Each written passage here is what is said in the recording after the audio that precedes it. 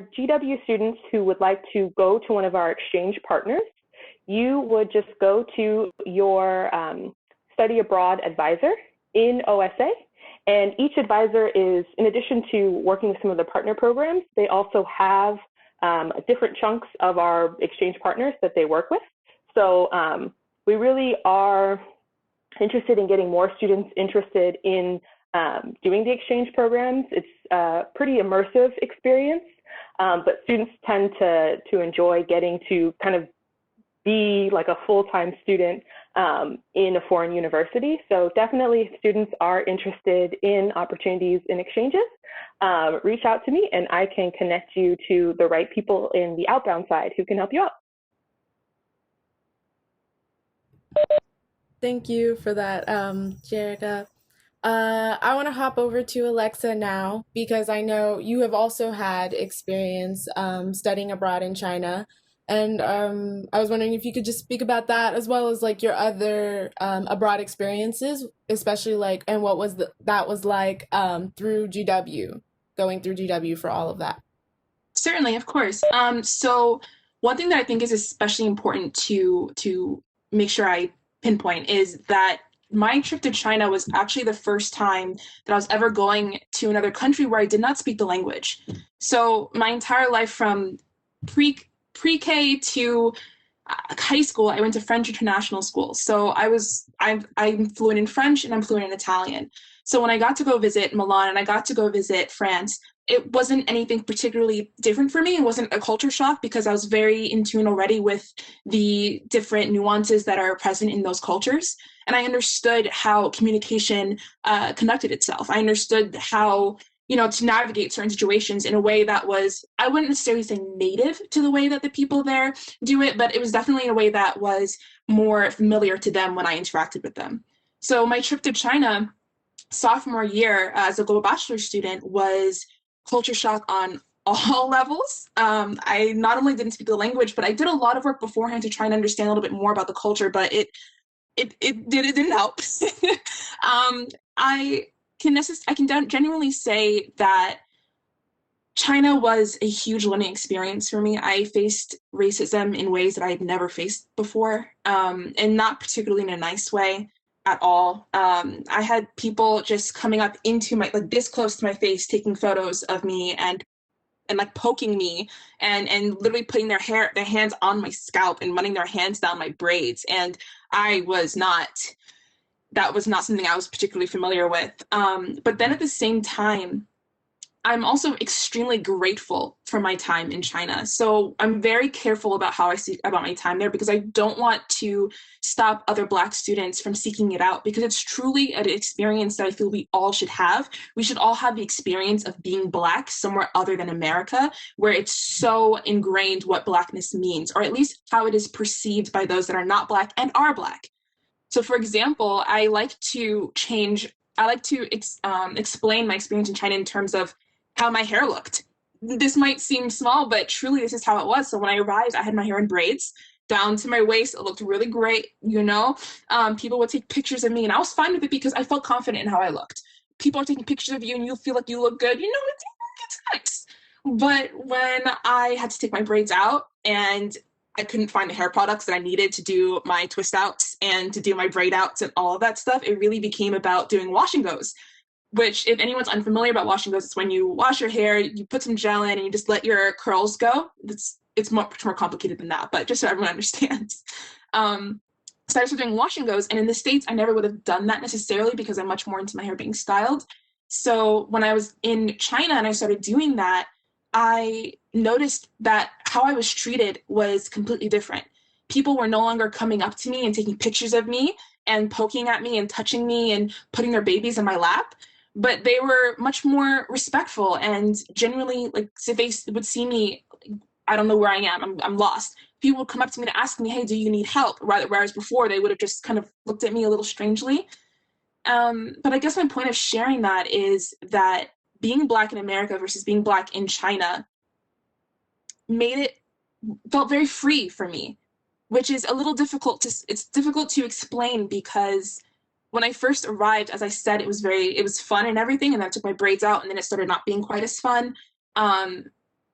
but I was able to, and I don't want to seem very, what's it called, make a like a pun out of this, but really I was able to find myself and to experience what being a Black Alexa meant in China versus being a Black Alexa in America, where I was able to define, oh no, I actually like doing this. This is something that I generally like doing. It's not something that I do just because all my Black girlfriends do it. This is genuinely what I like to do. And it was very freeing to define that, to be able to have the opportunity to define that in such a way where I'm in a space where nobody knows who I am, where I can reinvent myself every single day because I'm not going to be meeting the same people every day, where I can go and do things that I would never necessarily do in the States. And not necessarily like, you know, crazy things, but just like going outside with my hair in a fro. Like I wouldn't necessarily do that in the States. And that was very freeing for me to be able to just experiment with the ways that I like to express myself and to have the freedom to do so because I didn't necessarily feel judged in the way that I would in America, where I would be seeing the same people over and over again. I would have the same friend circles, I'd have the same colleagues and everything, whereas in China, I did not have that. Specifying it necessarily to GW, it was a little difficult at certain times being Black in China as a GBP program student because most of the other students in my program were not Black. I was the only Black one. I was the only one of color, in fact. So that was a little difficult for me. Nothing new because, as I said, I've always gone to international schools, so I'm used to being around not non-Black people. But to have my experience there questioned, like I would come to my group at certain moments and say, someone has been following me for, you know, down the street, or someone, you know, are taking pictures of me and they're poking me and everything. I'm going to just be like, oh, Alexa, don't, it's not a big deal. You're fine. Or no one's crazy like that. I'm like, how are you questioning what I'm saying? So in certain moments like that, it became a little bit more difficult, but it also was a strengthening moment for me where it was like, no, I'm firm in my experience. I know what I experienced. I know that I'm not coming from a place of trying to find trouble. I'm coming from a place of just genuinely living the experience. Another thing I want to say about China is that it was so different in the different areas that I went. So with GBP program, we start in Shanghai. And it was fine. It was great. But then I went to Beijing, and Beijing is stunning, absolutely stunning. But I did have multiple experiences where shop owners wouldn't sell to me. And I had never had that experience before. And not figuring out, like just seeing how I reacted in those moments where it was strengthening for me because I didn't necessarily come out of a place of being upset. Of course I was upset, but I didn't handle it the way that I thought I might have if I had been in the States, where I would have been like, how dare you? What are you doing? All this stuff. There I was able to just calmly, you know, mediate the situation and go and get whatever I needed to get, if I'm making any sense. But then in Xi'an, for example, which is, I'm trying to think of where, it's about 3 hours out from Shanghai, absolutely stunning. I got lost for 7 hours. But I had the most beautiful experience and my phone was dead, so I had no way of finding anything. I had the most beautiful experience of this couple helping me, staying with me until they brought me back to my hotel. We went to several different hotels trying to find it, and they stayed with me, and they invited me to come to their friend's restaurants opening the next day. I was just like, wow. So it really was proof to me that you cannot base an entire country off of singular experiences that you may have had there. You cannot do that, and it's not fair to the people. I mean, think of America. Think about how when foreigners come to visit America, and you know, we have this idea of what Americans are like. If they only meet Trump supporters, they're only going to believe that all of America are Trump supporters, or they only meet Biden supporters, they're going to think people are all Biden supporters. It's important not to generalize, and it's important to use your experience to find your own truth of your experience in that country. And what was your other question, Fasika? No, you answered both my questions, but I kind of have like an add-on question of Sure. like, do you have any words of wisdom or advice for freshmen who might be applying to the Global Bachelor's Program, specifically Black students who might be applying? Because fun fact, I'm also in the Global Bachelor's Program, and I asked Alexa a million questions before I applied, while I applied, before I went abroad, and everything. So if you have any words of wisdom like that to share, I can attest that it can be very helpful. You asked a lot of questions, and you asked great questions. I was waiting for you to mention that you're GBP. I was like, I'm gonna let her do it. So one thing with GBP that I do want to say for everyone is I'll just share my experience. So I knew from junior year of high school that I wanted, if I was going to apply to GW, I would be applying for the Global Bachelor's Program. I knew from then. So I really just started reaching out to the head of the program that brings you to China. His name is Steven Saranovic. I'll write his name in the chat, but just send him a message. Say, hey, my name is this. This is what I like to do. Look him up. Do your due diligence and see what he's about. So getting to speak with him beforehand was, I think, helpful in making sure my name was being put around. But the minute I got on campus freshman year, I started making sure and trying to see who was a part of the program. So Daniel Riley, I'll type his name as well. Daniel Riley is the head of the Global Bachelor's Program on the American side of things. So he's the one who's going to be looking at your application with the different boards at GW. And you want to make sure that you express your interest to him in person. Go to the office. My name is, I want to do this program. This is why China would help me. You want to make sure that you are making your presence known. And then that really helped me, especially because, full disclosure, I was waitlisted for the Global Bachelor's Program. And I firmly believe that the reason why I was able to come on to the program, because I was told that I was like somewhere in the middle of the wait list, that was because I had gone to the office every single day after I found out that I was waitlisted and said, is there anything I can do to show more interest? Is there anything I can do to show that China could really be a benefit to me in the future in terms of my professional interests, my undergrad interests? Is there anything I can do? Just really making sure that they see Alexa equals Global Bachelor Program. Don't feel like you have to be someone that you're not, but know how to sell yourself and make sure that they know, okay, this person really wants this. No one else on this wait list has come up to us. No one else who has applied in general has come up to us in this way. Let's see what we can do. So when I first found out that I was waitlisted, I went to the head of, what was his name? I forgot his name, I apologize, but he worked right beneath Ruben Brigady, who's no longer working at GW, but at the Elliott School of International Affairs. I went to go make an appointment with him and spoke with him, and I'm just like, so what about my application could have been stronger? What did I do wrong that I should have done better, or at least what could I have done better in general? And he basically just said, you didn't necessarily speak about how going to China specifically would be of benefit to you. You just spoke about why study abroad was so important to you. And for us, that meant you could have just done a regular study abroad program rather than Global Bachelor's. And I was like, oh, okay. So now for everyone else that is applying, make sure that you pinpoint, this is why going to China, Shanghai, China, with the GBP cohort in this manner will be beneficial for you. Furthermore, I definitely want to make sure I mention that you want to talk in your essay about how having three international experiences is going to be of benefit to you. For me, it was the fact that each one of the times that we go abroad, we are part of a course together with your cohort where you are basically thinking reflectively about your time abroad, because you have to do a research project at the end of it. So throughout each semester, they do organize with you, so this is what, your focus question is, all this stuff. I liked the reflective component of it because I noticed that most other study abroad programs did not have that. And I'm someone that I genuinely love to think intentionally about what I do. And I like to be able to think together with others. Hey, why are you doing this? What is your thought process on this? I'd love to know more about why China, why Senegal, why Mali, wherever you're going next. That reflective point for me was important. So I'm not necessarily saying you have to think about that, but definitely pinpoint why China works for you and why 3 experiences abroad are beneficial for you. Yeah, I think that's everything I can think of. And make sure you sell yourself. Go to the study abroad office. Make an appointment. Go meet them face to face.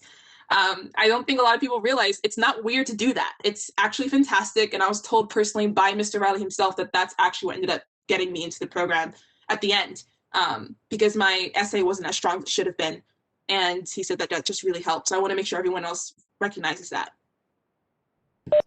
Yeah, I'm just gonna go ahead and echo all of those things because I took the advice and it worked. So again, if it's not broken, don't fix it. Anyways, I would like to move on to Melat now. Could you please talk about your experience in India and what it was like studying abroad with GW, like not within the structure of a program, like you were just a student who wanted to study abroad? and how India impacted your undergraduate experience. Yeah, sure. I could talk a little bit about that. Sorry about the lighting. I know that sometimes you can't really see me. But yeah, so before I started to apply to programs, I had my list of criteria of all the things that I wanted to have as part of my experience. And one of the things on my list was that I wanted to go somewhere where there was a rich culture, where it was vibrant, and something that was different from Western culture. So for me, that automatically ruled out Europe, which I was fine with. I was like, I'll go visit Europe at another point in my life. And I ended up deciding on India because of the program itself, really. It had everything that I wanted, and it offered like academically and different travel opportunities that was like built in with my program. That's the main reason why I chose it. And I've always wanted to go to India, and I found the culture, religion, food, everything about it so fascinating. So that's why I decided to go there. And I mean, the application process, I say, because I knew what I wanted going into my studying abroad, like the whole process was pretty easy, just because I knew what I wanted. And I spoke with the Office of Study Abroad. I went to study abroad fairs, to learn about what my other options were. So I'd say, like, for people that are thinking about going abroad, like, be intentional. Think about what you want to get out of it. Go to study abroad fairs, talk to other students that have gone abroad, and I'm sure people would be happy to speak to you about their abroad experience. So definitely reach out. Don't be, afraid to do that. I would say my experience in India was, it was incredible. A lot better than like what I would have like even expected. I don't know if I had really any big expectations going into it.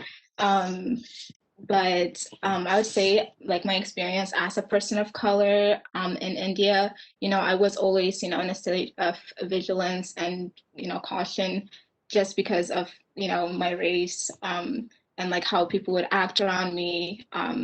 That's just like something that, is always, in the back of your mind as a person of color. And like in the days before I left, I would always think about, oh, how will people react to, my hair? Like Alexa said, my hair was in braids. And like, how will people react to me? And how would I respond if anybody, acted inappropriately or in a discriminatory way? But lucky enough, in my experience abroad, I didn't face anything that I had to, or like I didn't face any situations in which I had to react in a certain way, which I'm very grateful for. But I would always get the occasional stares, people wanting to take selfies, and this was especially prominent when I would go to touristy areas. And I was also on my program. There were also two other like Caucasian females. So when people see us together, they're like, "Wow, Black and white people together!" Like they've never seen this before. They always want to take pictures. So like those were like the only times when like I had attention drawn to me, but I feel like my identity as an American, I had some sort of privilege as like my identity as an American there, like in different conversations that I would have with people at the Manipal University campus. They were international students, some of them from South Africa, one from Tanzania that I happened to meet, and they're telling me about their experiences there as international students, and they've faced some discrimination there on campus. But I feel like my experience as an American and like the people that I was always seen around were white people, so people really didn't treat me differently. So I feel like I had some kind of privilege in that sense. But overall, great experience. I highly recommend it for anybody that wants to travel to India. Go. The food is amazing. Like different parts of the region, it's so different from one another. In the US, every suburb kind of looks the same. But like India, every part of the country is so different. The food is different. There's so much that you can learn in terms of religion, culture, language, and you know, if you want to go, please do it. If you want to, you know, like reach out to other people that have maybe gone abroad there. But from my experience, I would highly recommend going there. What was another part of your question? Oh yeah. The second part of my question is you are a Gilman recipient, and I was wondering if you could briefly kind of go over what Gilman is and your process, like going through it, and advice that students might, or advice for students who are interested in applying for the Gilman Scholarship. Yeah, so the Gilman Scholarship is a study abroad program and a scholarship that's funded by the Department of State and their Bureau of Educational and Cultural Affairs. And you can receive up to $5,000 for like if you receive the scholarship. And the requirements that they have for that is that you have to be a US citizen and you have to be a Pell Grant recipient. And the application process requires you, you know, to fill out, you know, your basic information. They require your transcript. I don't think it has to be an official transcript, but a transcript. And they require you to write a statement of purpose. And that basically has to describe like why you want to go abroad, how you came to your decision of wanting to go abroad. You have to describe, you know, your study abroad program, why it's the right fit for you, and how studying abroad can benefit you academically and in your professional goals. And that essay, I would really recommend, you know, tapping into your personal stories and experiences. Talk to other Gilman scholars. You can reach out to me, definitely. I would be more than happy to help with that process. And just like be very transparent, like, why do you want to go abroad? And just tell your story in that. And there's a second essay that you have to write, and it's a follow-on project proposal. And that's basically a follow-on project is something that you have to carry out upon returning back to the US within 6 months. And in your project, you can literally do anything as long as you promote, you know, international education and the Gilman Scholarship. For my follow-on project, I did two things. I was on a panel, a Gilman panel that was hosted by the Office of Study Abroad. And then basically I shared about my experience abroad, I answered questions. And then for my second part, I partnered with First Gen United, a student org here on campus. And I partnered with two other Gilman scholars, and we talked about our experience. And we just like wanted to empower first generation students to study abroad, because sometimes, you know, I'm like, my parents didn't study abroad. This was something that was totally, you know, new, and I had to learn and navigate on my own. And so I wanted to be a resource to that population and that group. So that's why we decided to partner up with them and share about our experiences abroad and about the Gilman Scholarship. One thing I would say, like, as a GW student, definitely apply to the Gilman Scholarship, because there is a scholarship that GW has, and it's called the Gilman Supplemental Scholarship. And for simply just applying to the scholarship, GW automatically gives you $500. So like, whether you get the scholarship or not, that's a great incentive for you to just click submit on that application, because that's money that you get and you can use when you go abroad. And yeah, that's all I have about the Gilman Scholarship. If you have any questions, I'll be more than happy to answer them for you. Okay, thank you, Melat. That was very helpful, I think. You pointed out a lot of really helpful information, especially that supplemental scholarship that GW offers. I think that's really notable. And then now I want to turn to Javonni. I was wondering if you could talk about SIT programs as a SIT representative. I can say for my own like search for study abroad programs, I found SIT to be really unique because of its heavy research focus, and it's one of the more like kind of I don't know, like really established programs. It's like SIT just has really great programs. So if you could just talk about those.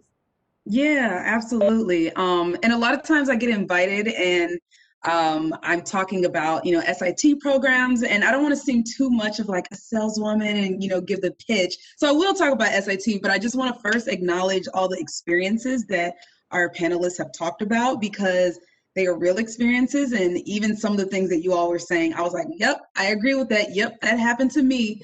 So just like following up on what Alexa was talking about of, being in one culture and being familiar with that, and then going somewhere else and you're completely, in a different community. That's how I felt when I was in Costa Rica. I was studying Spanish all through high school. So I was familiar with the communication and the culture. But I want to mention that in Senegal, I actually felt more of a foreigner in Senegal than, in Costa Rica, because your Americanness is put on display. Even though everyone looks alike, they know you're not from Senegal. They know you're not from there. So that's why when you were like, where are you from? Yes, they want to know, like they want to trace all of your lineage. So I think that was just an excellent point, because I didn't speak French. That was the first country I've been to where I didn't speak the language. So I didn't know any French. I didn't know any Wolof, but I just smiled and like, hey, I'm a Black woman. Let's see how this goes. So I just wanted to acknowledge some of those things. And also mentioning, there's been a lot of great resources about how to get into the global bachelor's program, talking about Gilman and study abroad. That comment about, showing up to the office is very true. Me working with SIT, I'm on in the study abroad office quite frequently, almost every semester. And yeah, it's always great when someone can put a face to a name. When I was in my study abroad experience, going through my study abroad application, I was in the study abroad office almost every day because I wanted to make sure my application was on point. I wanted to make sure there was nothing missing. I didn't want them to just, forget about me. No, don't forget about me. I'm going abroad. So, please remember that I'm here. So, if you are interested in any of these opportunities, put that face to name, schedule some virtual advising sessions that they're probably doing right now, just because you want to make sure that you are your best advocate for yourself. So that's, some things I wanted to just, add on to some of the points that you already mentioned. But okay, I'm going to put on my, SIT hat now. So as I mentioned, I am a university relations manager. So, all of these events and talking to students, this is what I'm doing, is just answering any questions that you all have about our programs and letting you know what we have to offer. So as you were saying, SIT's programs are very unique in so many ways. One is because of our non-traditional locations. There's so many opportunities that you can go to outside of, traditional Europe. So we have programs in India, we have programs in Senegal, in China, we even have programs in Nepal and Samoa. I mean, we are on all 7 continents. And I say that because we have a program that actually it's based in Argentina, but it takes a 10-day expedition to Antarctica. So even if you I've traveled to all, 6 continents and I'm trying to get to that 7th, maybe SIT might be a good program for you to get to Antarctica. And that's just really something we really pride ourselves on, because also in addition to these, very unique locations, all of our programs are social justice focused, and they're focused on critical global issues. They're focusing on things that impact everyone around the world. So we have our program in India, for example, that's focused on global health. So the critical global issues that we have are climate and environment. So that's our programs such as Argentina and Antarctica. That's looking at, climate change.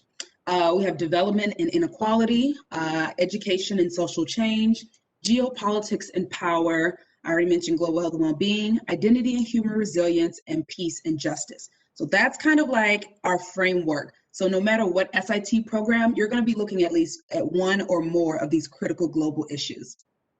And so when you're on our programs, you're in these unique locations, you're studying these really cool topics. We take an experiential learning approach. So you're not just sitting in a classroom being lectured to and reading textbooks and studying for exams, but we want you to learn and be a subject matter expert on these things. And so you're going to be learning by experiencing and doing. So you're going out into the field, you are learning from policymakers, but you're also learning from community activists, and you're also learning from academics. So you're getting a holistic approach to whatever topic. And then, okay, you've taken all these thematic seminar classes, you've taken your language class, you're also going to take a research methods and ethics class. And that class is preparing you for the final 4 weeks of the program, which we call the ISP period, Independent Study Project. So that's last 4 weeks. We want you to show us that you have learned something. We want you to apply everything you've learned, either through some sort of undergraduate research topic or an internship where you work in a practical work environment. With the Independent Research Project, it really is independent. You are creating your research question, you are creating your methodology, you're doing the data collection, you're conducting the interviews, getting the data samples, you're writing up your findings, and you're coming back to campus with a substantial research project. We've seen students take their ISPs to go on to apply for graduate schools, nationally competitive scholarships such as Fulbright. They've used that to prepare for a senior capstone or thesis on campus. We've seen students go on to get published, present at professional development conferences. So this isn't just a study abroad program that you used to do back in the day. This is something that is really going to prepare you in your career and that you can use later on down the line. And so that's just kind of like a brief overview of SIT's programs. I think if you're interested, you should definitely look at our website that I'm typing in the chat right now. Right now, because we're trying to make education and global opportunities accessible to everyone, if you're in a position where GW is not allowing for study abroad, maybe for the spring, but you still want to get some opportunities, we do have online language programs. If you just need to refine your language study, you can do some of our online language programs with the same language instructors that you would have access to if you were in country. Some of these language instructors are former language and cultural facilitators with the U.S. Peace Corps. So the same level of language instruction that you're getting with Peace Corps, you're getting on an SIT program. We have virtual internships as well. So again, if you aren't able to actually participate in an SIT program, but you still want that practical work environment in an international context, definitely look at those programs as well. And before we turn over to questions, I just want to mention, Melat had mentioned the Gilman Scholarship, and I think that is a great scholarship opportunity to support funding for your study abroad experience. You mentioned the Gilman Supplemental Scholarships. That's awesome. And one thing I want to add on to that, if you are Pell eligible or a Pell recipient, SIT also has a Pell grant match program. So what that means is if you know that your Pell grant is $3,000 for a semester, and we see that, SIT will automatically match that and guarantee an additional $3,000 to go towards one of our programs. So between just Gilman and SIT alone, you have $6,000 of funding to go towards the study abroad program. That's not including the supplemental scholarship. And if you are looking at going in the fall, GW has the Focus on Fall initiative. I won't speak too much on that because I don't work in the study abroad office, but I know we talk about that quite frequently because when you plan on studying abroad in the fall and you're part of this program, there's also additional funding that you will be able to take advantage of with that. And so that's all I have for you all, just a quick, little snapshot of our programs, but, and I didn't even talk about my personal experiences being in Peace Corps, studying abroad and things like that. So I'm open to any questions, or if you had any additional follow-up questions for me, I'd be happy to answer. Just one more follow-up question, and then after this, we can transition into a Q&A. But I was wondering if you could tell us a little bit about how SIT is handling the COVID-19 pandemic and any precautions or any alterations that you had to put into your programs or anything like that. Yeah, absolutely. Great question. So in the time of COVID, we all have to make sure we're taking care of ourselves and being healthy and things like that. What I will say is that because SIT's programs are smaller and have more smaller cohort sizes, you're not looking at any program that's more than 20, 25 students. So that's almost a benefit for SIT because we're nimble and flexible about what countries we can go into and travel to.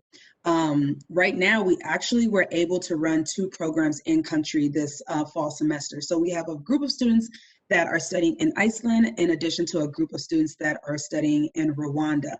And this took a coordinated effort between our Global Risk Management Committee, as well as our Dean of Student Health and Wellbeing, in constant communication with the students, the parents, and the institutions to make sure that they understood what parameters we have put in place. We look at everything on a case-by-case basis. So where one country students are participating in homestays, that is because there is low risk of COVID in that country. That means that the homestay families felt comfortable enough to invite Americans into their homes, and vice versa. Students did have to have negative COVID tests, and we followed whatever the protocols were in place for that particular country. So if there was a waiting period, like a quarantine for 2 weeks, students would do that in some sort of accommodation where this entire cohort would be together before going to the program center and things like that. So we have, a very detailed risk management plan that we have in place for each particular country that we are hoping to go into in the spring. We're still paying attention to the Department of State's travel advisories, as well as the CDC, as well as the World Health Organization. Our own in-country staff have been amazing, and sometimes they have the on-the-ground information faster than we can get from our U.S. governmental counterparts. So our academic director, that's the senior most official on the program, they're walking over to the Ministry of Health and the Ministry of Tourism, every day, every other day, speaking to their contacts to figure out what the, what COVID looks like in that country and what the chances of, borders opening and allowing for visitors to come into the country. So there's a lot in place. It's ever changing, as we have found out through 2020, things change at the drop of a hat. So if you are interested in a particular country or program with SIT, that tip that I gave about putting a name to a face, making sure you're talking to our admissions counselors very early, letting them know what particular country you're interested in, getting more information of what the protocols look like and if there's any programmatic changes. So some of our programs, like perfect example, Argentina, for example, that program may not, for this particular term, do that 10-day expedition to Antarctica. So some of the excursions may fluctuate for the spring semester and things like that. But we're taking everything on a case-by-case basis because, we prefer not to take a blanket statement. What is happening in India may not be the same thing that's happening in Madagascar or something like that. Okay. Well, those are all the questions that I had. So for the last few minutes left in the event, I want to open this up to any attendees who might want to ask a question. They could be directed at anybody or just general questions. I'm not really sure how to unmute people's mics though. So if you have a question, please go ahead and text it in the group chat as I try and figure it out. Does anyone maybe know how to unmute attendees' mics?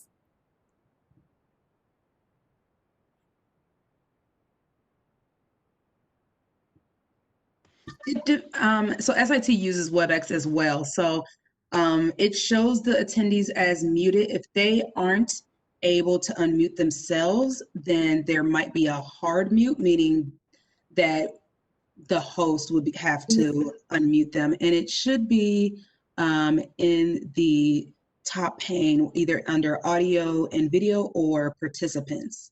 Okay. Yeah, someone said it's a hard mute. So the host will probably have to go to some of those settings and unmute an individual.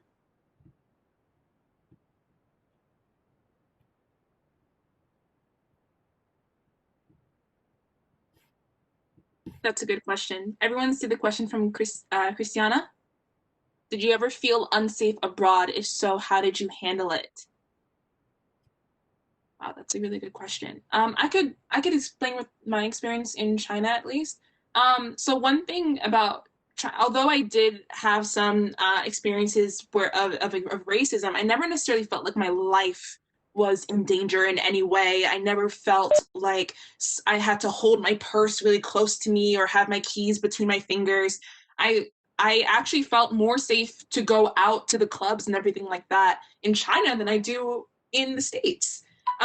Everyone kept a safe distance from me, especially at night, and not in the kind of distance where it was like, oh, I want to be around her, but kind of distance of I'm going to respect her space because that's what a considerate human being does. Um, so definitely that was my experience in China. I felt very safe, but physically very safe there. But when it came to Paris, for example, so when I was living in Paris, it was a little different because there were multiple cases where I might have been followed from somewhere, because I might have smiled at someone and they might have taken it a completely different way than me just saying hello.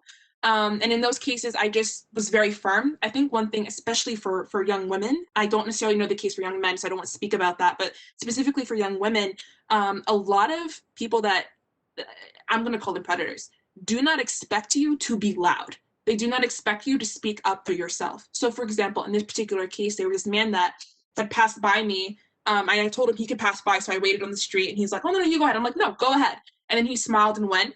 And so I was halfway to my apartment when he came up right beside me and just was following me the entire way.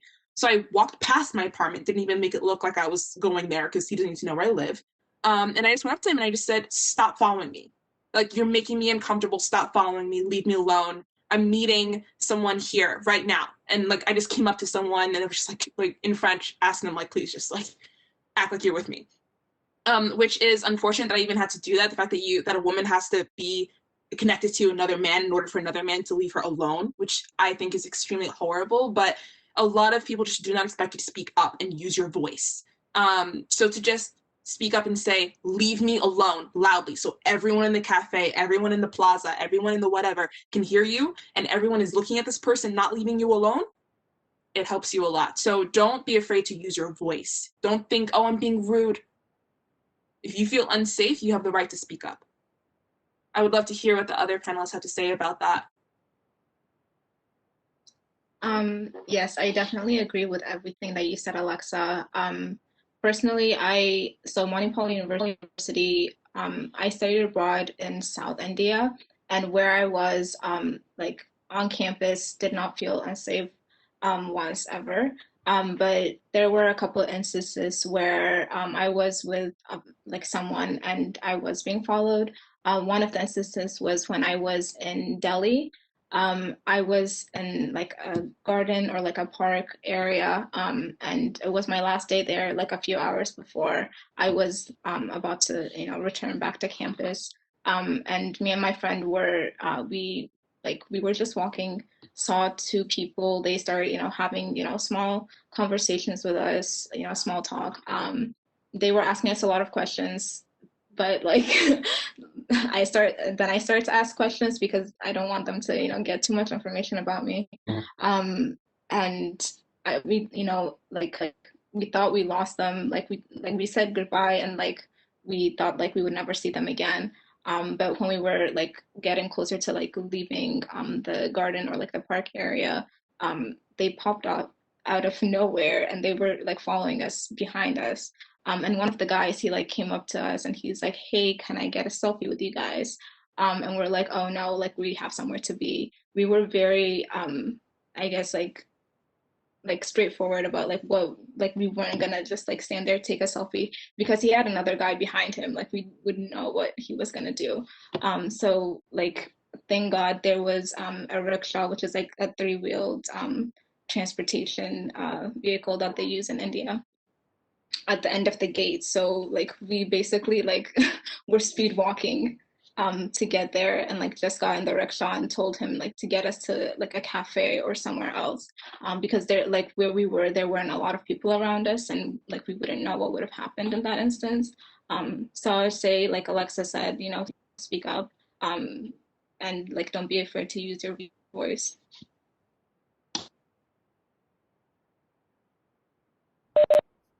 There was also another question in the chat. It was, how did you all prepare before leaving to study abroad?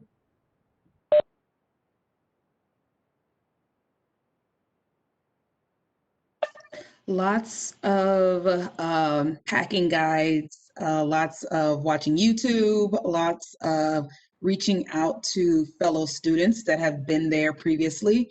Just a lot of research so that you feel fully prepared. I don't know about anyone else's family, but my family was heavily involved in my study abroad process and concerned about me traveling. So I even just made sure that I kept them involved and gave them any parent and family resources that were necessary. Not necessarily more so for like study abroad, but definitely for Peace Corps. Going to the Philippines for 2 years, I had to make sure my mother had, her parents' guide and that she felt comfortable. If you're going with a provider such as SIT or someone else, usually they have a lot of pre-departure guides, different readings to make sure that you are up to date with whatever the theme of the program is going to be. But then also make sure you set a Google alert for the country or city that you're going to be traveling in, because not only are you staying up to date with the academic components, but you're also like up to date with current events of what's happening in that country. And I think that's going to be a vital, I tell students all the time when I do my pre-departure orientations, like set Google alerts. I feel like sometimes it goes in one ear and out the other, but I think during this time of COVID and where we're looking at, safety and health protocols, I think that's going to be really important because you can get daily, weekly updates on the top news articles and things like that related to that country. So you're staying in the know of what's happening. Those are just some kind of off the cuff tips that I would think of when preparing and doing research. If I may, just to piggyback off of what she just shared, because it's absolutely fantastic advice, I downloaded Google News app, and through the Google News app, you can go into settings and see the news specifically for that country. So you don't necessarily have to go to each website, news website that country has to share what's going on. You can just get it all in one place and get the news from your local city or whatever. So Google News app is fantastic for that. Also, I think it helps to start practicing the kind of communication that you're going to have with your family abroad. So, for example, when I was home before going to China, I downloaded the WeChat app, which is their basic Apple Messages, WhatsApp. I downloaded the WeChat app and had my family just put all that on their phone, and we just started texting through there. So it became very second nature for them to do that, rather than having me be like, "Hey guys, this isn't going to work there. We have to pay for that. Please just use WeChat." So we just got used to it ahead of time, being able to communicate that way. I was able to figure out the muting thing, and so I'm gonna unmute Simeon because I think he also has like a question for you, Alexa, actually. Hey guys, first I'll just say thanks so much for coming to speak today. I've been really learning a lot, and I'm glad that I came to take it all in. So I don't know if my camera's on that right now, but something that I wanted to ask was, Alexa, you mentioned earlier about like when you were refused service at, I forget what it was, a store, a restaurant or something in China, the ability to, like in the moment when it happened, you described the feeling of it not being as much of like a shock as you would have initially expected. And this is something that I am really sort of been thinking about because I do want to go to China at some point because it just makes professional sense for me. I want to be involved in international environmental studies, and I know that they are they have a very large industry of solar panel making. But that's an aside. But one of the hesitations that I've had is the same thing that's been brought up today. So I've been hearing stories from people who have been of like really overt instances of racism, specifically to Black people and to people from the Africas. And I remember I heard one woman who I had the opportunity to speak to. She was talking about a particularly negative work experience where she was working at some company and they asked her they immediately moved her when she first got there because they didn't realize that she was Black. They moved her to like an office in the back corner because they didn't want people in the front to be able to like see her. And, things like this are just really shocking now. But I wanted to ask, like, do you feel as though in the moment, like being there, it was easier for you to handle it in a more objective fashion and not really be too, I guess, personally affected just because of the fact that it was foreign and because there was a level of I don't know. I almost feel like it would be less like personal. Just to be able to look at this as like more of a cultural problem that is not necessarily American. I don't know. I just wanted to hear more about like what you feel like enabled you to not I guess break down in that scenario. Thank you so much for that question. Would Felicia, what was the name of the person that was just speaking? Because I didn't get to see their name. I want to make sure I know his name. His name is also in the chat. Simeon Parker. Simeon Parker. Okay, thank you so much for that question. Okay, because this is exactly what I wanted to talk about. One thing, I think the reason why I was able to handle it in that way, and I think it's important that we all at least strive to, is because no matter where you go, there are going to be people that do not like you, no matter where you go. And I think the reason why I was able to handle it in that way then was because I remembered that. I keep that at the forefront of my head, no matter where I go, wherever I live, from my time living in China, in Paris, in Milan, I knew that no matter where I went, there would be people that did not like me, that had assumptions about me, perceptions of who I was based on how I looked, how I dressed, my skin color, my hue, all of those things. And remembering that, so I like to use the example of the US. So in certain parts of the US, I'm not going to be outside at night as a Black person, period. I'm not going to do it because I don't feel safe. It's the same abroad. So for example, when I was in Italy for, I think it was about a month I was living there, in Milan, I was treated like a queen, empress, loved it. I was treated so beautifully. But the minute that I entered the south of Italy, people started immediately assuming, and I hate that this was considered a bad thing. I hate it. But immediately started assuming that I was from a country in Africa and assuming that I was a migrant and treating me as such. But the minute I said, "Oh, I'm from New York," they're like, "Oh." So no matter where you go, you're going to be treated a particular way. So for example, how I shared also in China when I went to go visit Xi'an, how I shared how that couple stayed with me all night long from 7 p.m. to 1 a.m. to help me find my hotel. Stayed with me, paid for the taxi rides to each different hotel, paid for the train rides to each different spot. They were amazing. But then at the same time in Beijing, I have a store owner who refuses to sell me an umbrella in a rainstorm.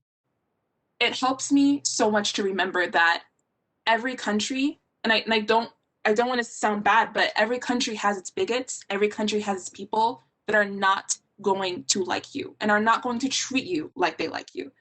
Like they like you. So I think that definitely helped me. I definitely heard multiple scenarios also of people that were refused employment in certain areas or were treated a particular way, their place of employment. That part that you shared about that person that you're speaking to being brought to the back of the office. I've had friends who, when we're in China, Black women who, they spoke fluent Mandarin, and they got the job over the phone. They show up, they see that they're Black, and immediately just like, "Oh, sorry, it didn't work out. You're too far from the place of work. It took you too long to get here." When she was there on time and everything else was fine.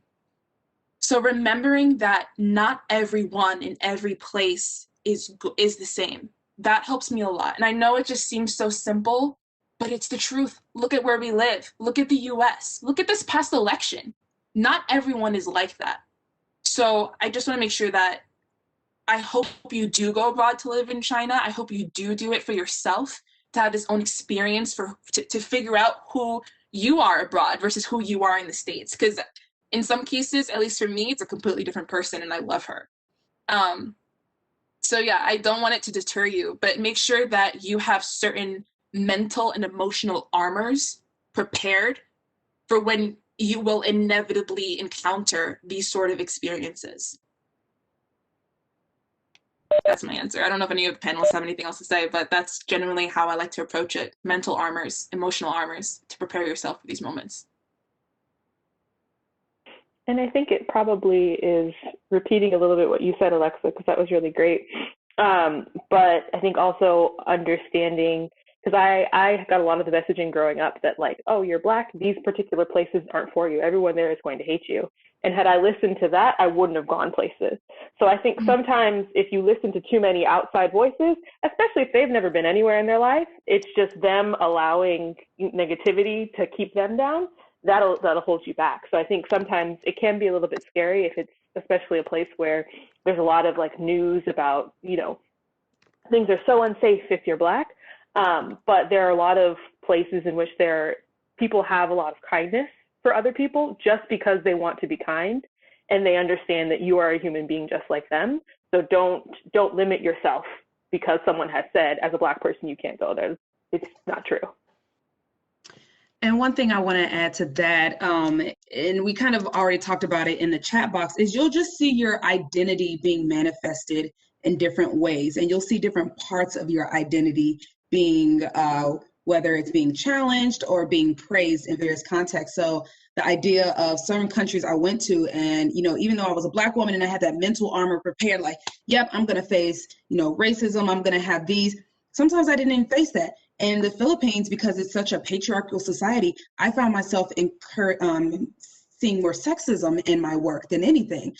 So when there are 3 people in the room, for whatever reason, they would default to whatever the decision was that was made by my male counterpart, one of my volunteers, one of my close friends. They said, well, what does Ricardo think? Even though I just said the same thing. And so I didn't realize until after the fact that, they didn't really have an issue with my skin color, my skin tone, but it was because a woman, I didn't seem to have as much validity. And that was a part of my identity. I wasn't expecting to be challenged in that context. So that's one. And just again, being American, Lex made a great point. You might be in a group full of Black people all traveling together. They ask where you're from, and your brothers and sisters that are from the continent that might be students and scholars in that country, they are still get a different perception than because you say you are American. You have that U.S. passport. Oh my gosh, doors open because of you. And here I was expecting to be mistreated because of the color of my skin, but actually they hear I'm American, they hear my accent, and it's a whole different thing. So yes, just be prepared for all aspects of your identity to be, broken down in some context. I think that's really important to note as well.